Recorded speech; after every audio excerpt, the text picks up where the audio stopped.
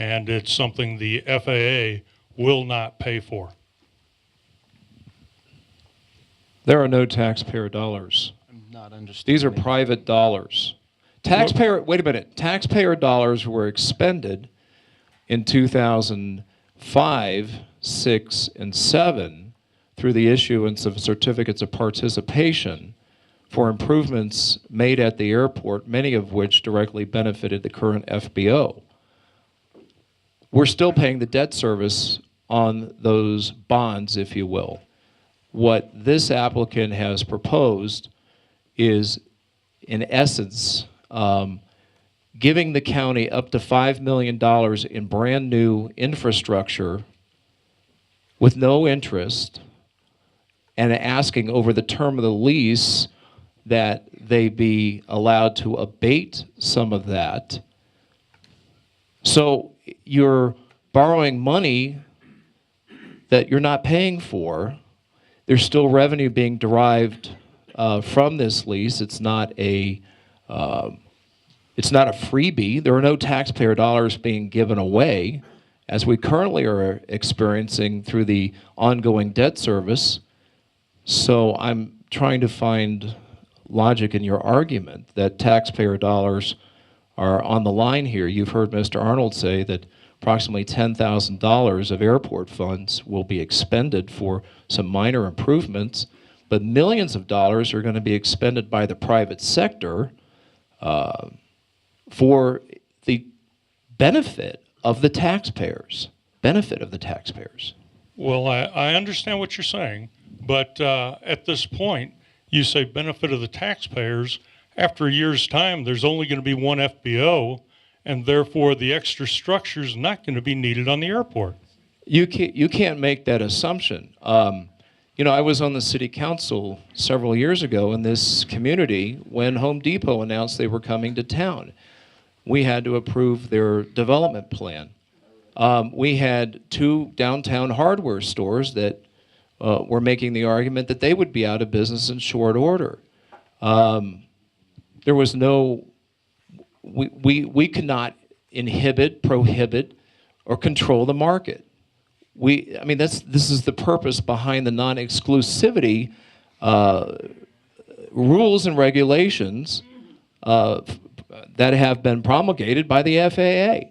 This is American capitalism, and we have been raked over the coals because so many people in this room that are here today to testify against this, and under any other circumstance, would be rallying for that competitive marketplace to give the consumer the choice that the Federal Aviation Administration says that the consumer, that the sponsor is obligated to provide.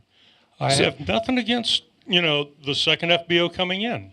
I just don't think we should be reimbursing them, et cetera, and whether we collect money or whether we, don't collect money still comes down to taxpayer dollars. When you say that you're going to allow them, a credit and purchase us back, I don't think it's necessary infrastructure, and I believe that it unnecessarily limits the ability to expand the airline terminal from this point on. Okay.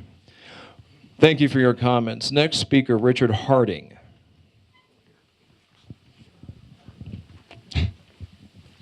Thank you. I would like to direct a couple of these questions directly to Mr. Reamer, if I could. Name and address. Richard Harding, 3610 6200 Road, Olathe, Colorado, 81425. Mr. Reamer, are the regulations that you cited readily available to anyone on the internet wanting to research this issue? Mr. Chairman, are you directing me to answer questions from members of the public? If the board's okay with it, yes. Yes, they are available. Okay. On the grounds for denial, are any of those really negotiable from the FAA? I'm not sure I understand your question. The grounds for denial of a additional FBO, are those negotiable or are those pretty strict? I'm not sure what you mean by negotiable. They appear in the FAA's policies and orders, and airports have been found to be in non-compliance when they don't satisfy them. I'm not sure what you mean by negotiable. I'll accept that. Is a public hearing required on this second FBO? Not as a matter of federal law. Did Black Canyon understand that their FBO contained no exclusive rights when they entered into it? I have no idea what Black Canyon thought at the time they executed the agreement. It says that there's no exclusive rights, so I assume that they read it. Richard, Commissioner Ellis has a comment. Richard, to answer your question, let me just go back and take a walk down memory lane. Going back to 2005, for those who were here and participate, I know Bill Patterson's here and Bob Hill as well, that there was a article on the front page of the Daily Press, and I remember reading this is before I even decided to run for office in 06, where they interviewed then the majority partner, Kevin Scott. And that issue was addressed in that article. Did they understand this was a non-exclusive offer and that someday there could be a second FBO? And Kevin Scott, in that article, as I remember, maybe somebody can correct me differently, said, sure, we understand that. We welcome competition. And I think also, Richard, I think everybody's aware of the litigation that's occurred. That's been my life since I came in office in 2007 and hasn't stopped yet. That this whole thing in the pleadings by JCP, and I want to be fair here because, folks, we need to be fair to both sides of the issue here. They acknowledged in pleadings that they understood this was not an exclusive right, and probably there would be, and they were fine with that. And I think we could find the pleadings on that. So to answer your question, was JCP aware? Yeah, I think so. Okay, one final question. Would a 30-day delay change any of this outcome? Mr. Reamer. I don't think that's directed at me. Is it? Whomever. According to the information that we've received, the research that I've done, the grant assurances have been posted on the county's website since January 26th, or excuse me, January 21st. The FAA rules are clear, so a 30-day delay, quite frankly, no. It's not going to change the FAA's mind, rules, obligations on the part of us as a sponsor. It's not going to change grant assurances, period. I'd like to thank you for holding this public hearing. Thank you. Thank you. Next speaker.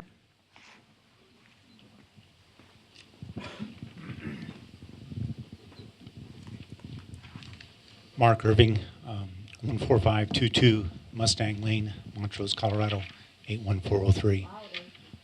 Excuse me. Basically, I think a lot of my questions have been answered today. Two of the questions that I have remaining are one that has been brought up before. If this is the case, which I understand it is, why aren't other airports experiencing this same problem that are similar to ours? I am in support of the FBO that we have. That doesn't mean a second FBO coming in wouldn't be able to do the same thing that they have been. Can you speak a little closer? I am involved as the cadet commander of the Civil Air Patrol and as the Aerospace Education Officer, and they've been very supportive of our programs, and I support what they've been doing, and I would hate to see their efforts being undermined. And if there's some way that there's something going on here that is going to prevent them from doing the job that they've been doing, then I think we need to look at that. If that's happening at other airports, I don't understand why it's not happening here. You know, I don't believe we can speak to what's happening at other airports. A application request was made of us. As you've already heard, we had 10 interested parties, 2 proposals. The free market drives that. You might ask, why do we need another Italian or Mexican restaurant? Free market. Somebody thinks that they have a better idea, a business model that is unique, that will be successful, and so they risk it. And that's our way of life. And I just can't understand what is so anathema to that by so many of you in this room today that I know to hold to that belief. And that's my comment, and that's my response to Mr. Irving's comment. There is fear, I understand that, but there are also laws and regulations and a free market that drives why we're here today. And we're here today to hear what you have to say, and we're taking that into account. If there's something that can be addressed that is unique and apart from what has already been presented, we're certainly here to hear that and to entertain those comments. The next person on the list, I'm having a difficult time with the signature. I'm going to go by a phone number. If your phone number is area code 714-329-7643, Mr. Bannister.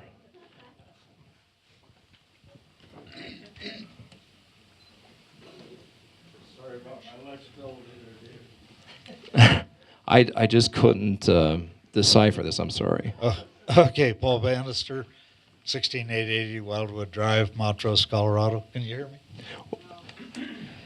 I'll try it a little tighter. Okay, Paul Bannister, 16880 Wildwood Drive, Montrose.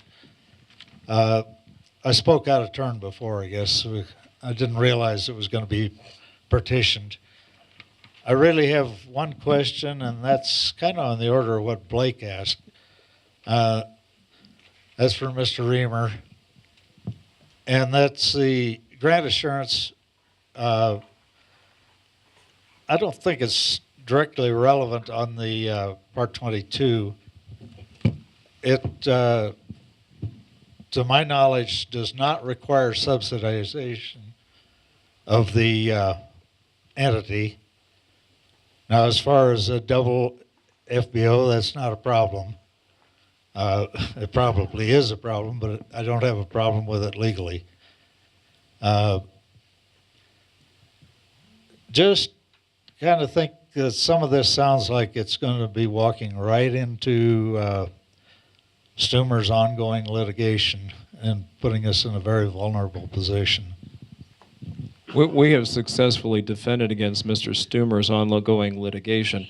Mr. Stumer was operating or attempted to operate an off-airport facility. There's clear guidance from the FAA on the through-the-fence type of operations. This is not a through-the-fence operation. And I don't know, Mr. Reamer, if you had any other comments relative to that, to Mr. Bannister's comments. You spoke to the question of subsidies. The principle I think you're talking about is that the grant assurances don't require the airport sponsor to spend any particular capital funds on a specific project. As I said before, the obligation under Grant Assurance 22 and Grant Assurance 23 is to negotiate in good faith for the lease of suitable space to those who are willing and qualified to conduct aeronautical and commercial aeronautical services.